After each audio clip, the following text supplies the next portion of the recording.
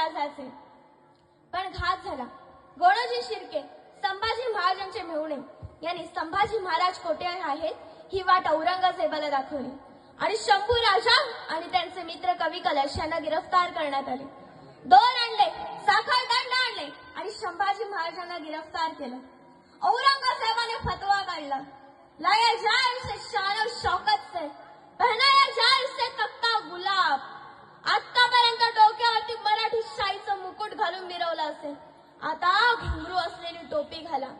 आतापर्यंत घोड्यावर बसून हत्तीच्या अंबारीतून फिरला असेल, आता उंटाला उलटे बांधा.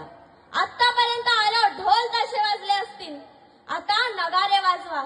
कळू द्या साऱ्या जगाला आलमगीर औरंगजेब याने संभाजी राजा गिरफ्तार केले. उंटाला उलटे बांधलेला, विदूषके झबले घातलेला, डोक्यावरती घुंगरू असलेली टोपी घातलेला शंभू राजा बघितला असता तर वाटलं नसता मराठ्यांचा छत्रपती आहे. भूतासारखी अवस्था करून ठेवली होती संभाजी महाराजांची त्या औरंगजेबाने. कुणीतरी यायचं, संभाजी महाराजांच्या अंगावरती थुंकायचं. कुणीतरी यायचं, हातात तलवार घेऊन संभाजी महाराजांच्या अंगावरती नक्षीकाम करायचं. उशीतून कापूस बाहेर काढावे तसे अंगातून मांसाचे लगदे बाहेर काढायचं. कुणीतरी यायचं, संभाजी महाराजांच्या अंगावरती गरम पाणी ओतायचं. पण एवढं होऊन सुद्धा संभाजी महाराजांच्या डोळ्यातून एक थेंब सुद्धा स्वराज्याच्या मातीत पडला नाही. का तर माझी पिढी अभिमानाने स्वाभिमानाने जगली पाहिजे. संभाजी महाराजांना गडावर आणलं. एक एक पायरी उतरून आलमगीर औरंगजेब खाली आला.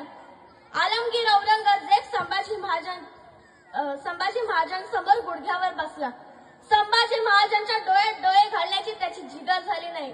शेवटी दोन्ही हात वरती करून त्या खुदाचे आभार मानत म्हणाला, हे अल्लाह रहम दल्ली, हे अल्लाह जिसको देखने का सपना था उसको कदमों में लाके खड़ा किया है. औरंगजेब खाली बसलेला बघून संभाजी महाराजांचे मित्र कवी कलश शंभू राजांना म्हणतात, शंभूराजे, औरंगजेब खाली बसलाय यावर मला एक कविता सुचते.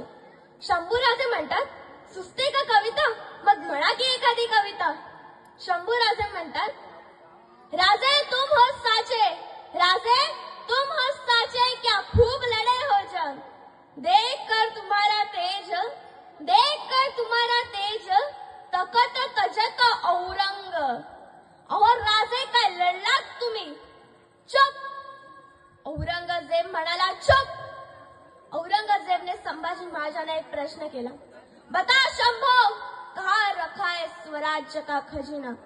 आणि कडाला शंभू राजा, अरे आज सह्याद्रीचा आमचा खजिना आहे, तू घेतलास आमचा खजिना.